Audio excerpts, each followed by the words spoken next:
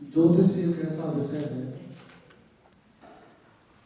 जिसका ज्ञान व्यक्ति को हो जाए तो वो देवता की श्रेणी में नाम खड़ा कर देता है। इसीलिए एक ज्योतिषी को संस्कृत में देवज्ञ कहा गया है। तो मैं आप लोगों को आशीर्वाद को क्या दूंगा,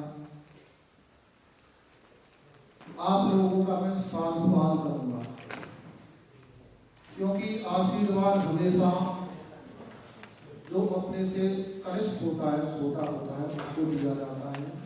ये सिद्धांत के विरुद्ध है। दरअसल वैसे तो जो अध्यात्म और ज्योतिष इनका बहुत प्रगाढ़ संबंध है। कहने के लिए मेरे पास बहुत शब्द हैं, लेकिन आज मैं एक्साइटेड भी हूँ और उत्तेजित भी हूँ, क्योंकि आज परमात्मा ने मुझे वो समय दिया है। हम गांव देहात के रहने वाले आदमी हैं। 30 साल पहले हमने ज्योतिष को सीखा था, जिस टाइम पर 2.5 से मल्टीप्लाई, 2.5 से डिवाइड करना उतने साधन नहीं थे जिस समय पर हमने ज्योतिष को सीखा। और साथ में हमारे जो गुरुदेव थे वो अध्यात्म के बड़े गहरे थे।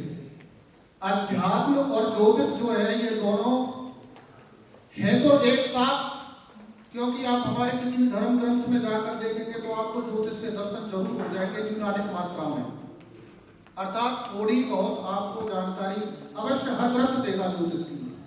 आप तुलसीदास जी की रामायण जी में देख चले जाइए, बालकांड में एक दोहा आता है, ग्रह भेखन जल पवन पट पाए कुजोर सुजोर ओए सुवस्तु कुवस्तु जोड़ लखे सुलक्षण को। जिन लोगों को इस दोहे का अर्थ समझ में आ गया होगा वो अच्छी तरह से समझते होंगे कि ज्योतिष का कितना इसमें डीप रहस्य छुपा हुआ, बहुत गहरा रहस्य छुपा हुआ। कोई भी ग्रह स्वाभाविक रूप से बुराई फल नहीं देगा और कोई भी ग्रह स्वाभाविक रूप से बुराई अच्छा ही फल नहीं देगा। उसको जैसी कुंडली में जिम्मेदारी मिल जाएगी वैसा ही वो फल देना प्रारंभ कर देता है। क्योंकि मंच संचालन के माध्यम से मुझे विषय मिला है आशीर्वचन का। मैं केवल अपनी कामना आपके सामने प्रकट कर सकता हूं, कर रहा हूं। आज जो ज्योतिष में जो क्रांतिकारी परिवर्तन आया है वो हमको एक निमंत्रण दे रहा है कि हम इस ज्योतिष को पूरे विश्व के सामने प्रस्तुत करें और इसके माध्यम से सनातन संस्कृति की जो प्रतिष्ठा है उसको स्थापित करें। जैसे रामदेव जी ने, योग गुरु रामदेव जी ने योग को पूरे संसार के सामने स्थापित किया। ऐसी बात नहीं योग कोई रामदेव बाबा जी ने प्रकट किया है, पहले से था। पतंजलि ऋषि ने जो योग का आविष्कार किया उन्होंने कलमबद्ध किया, लेकिन देश का वातावरण के अनुसार उसका एक्सप्लेनेशन बहुत अच्छे तरीके से नहीं हो पाया, उसको आम आदमी तक नहीं पहुंचा पाए। इस कारण से आज का समय इस मामले में हमारे बहुत अनुकूल है, क्योंकि पहले समय में जब ज्योतिष का हम प्रारंभ करते थे तो उसमें गणित आता था हमारे सामने, 2.5 से गुणा 2.5 से भाग। तो वो एक ऐसा गणित होता था जिसमें ज्योतिषी अक्सर उलझ के रह जाते थे, भयभीत हो जाते थे, आगे बढ़ ही नहीं पाते थे। आज गुरुदेव जी, वशिष्ठ जी, अजय भांबी जी और बहुत हमारे वरिष्ठ जो ज्योतिषी लोग हैं उन्होंने ऐसे ऐसे सॉफ्टवेयर अपने गाइडेंस से, अपने शिष्यों के माध्यम से हमारे सामने ऐसे ऐप्स ले आए हैं जिससे हमको गणित से बचाव हो जाता है, हमको गणित में जाने की आवश्यकता नहीं होती है। एक स्टेप बिल्कुल स्किप हो गया आपके लिए, तो आपके लिए मार्ग बहुत आसान हो गया है। अब हमको संगठित होकर सभी जो एस्ट्रोलॉजर हैं, यदि हम प्रयास करें तो इसको हम योग की तरह पूरे विश्व में स्थापित कर सकते हैं। मेरा आप सभी को ये निर्देश है, मेरा अनुग्रह है कि आप सभी लोग संगठित होकर अपना जो ध्यान है इधर लगाइए, जिससे इस ज्योतिष की प्रतिष्ठा और ज्यादा बढ़े, पूरा विश्व इसको स्वीकार करे।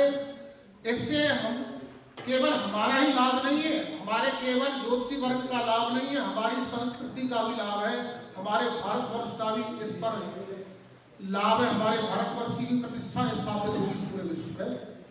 तो इसी की मंगल कामना के साथ मैं अपनी वाणी को विराम दूंगा। आगे गुरु वशिष्ठ जी बोलेंगे, क्योंकि वो हमें सबसे वरिष्ठ है और सोशल मीडिया के माध्यम से, सोशल मीडिया के जितने भी आयाम हैं उनके माध्यम से, लाल किताब अमृत के माध्यम से इन्होंने ज्योतिष का जो प्रचार किया है, जो योगदान इनका है ज्योतिष की प्रतिष्ठा को उच्च स्तर पर ले जाने में, वो कोई किसी से अनजान नहीं है, कोई उस बात से अनभिज्ञ नहीं है।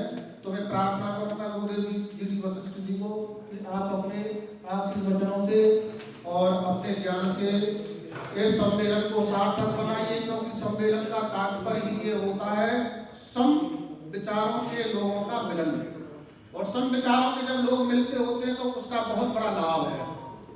क्योंकि मात्र दुनिया में एक चीज ज्ञान है जो आदान प्रदान करने से बढ़ता है। आपके जेब में 10 रुपए हैं, दूसरे के जेब में 10 रुपए हैं, हमने अपने 10 रुपयों का आदान प्रदान किया, चेंज किए, तो वो जेब में हमारे में 10 ही रहे। लेकिन जब समान बुद्धि वाले, समान ज्ञान वाले व्यक्ति जब मिलते हैं तो जब ज्ञान का आदान प्रदान होता है तो वो डबल हो जाता है। इसलिए मैं गुरु जी से प्रार्थना करूंगा कि आप मंच पर आकर अपने ज्ञान रूपी अमृत की वर्षा, ये जो आपके जिज्ञासु है आपको सुनने के लिए आप आकर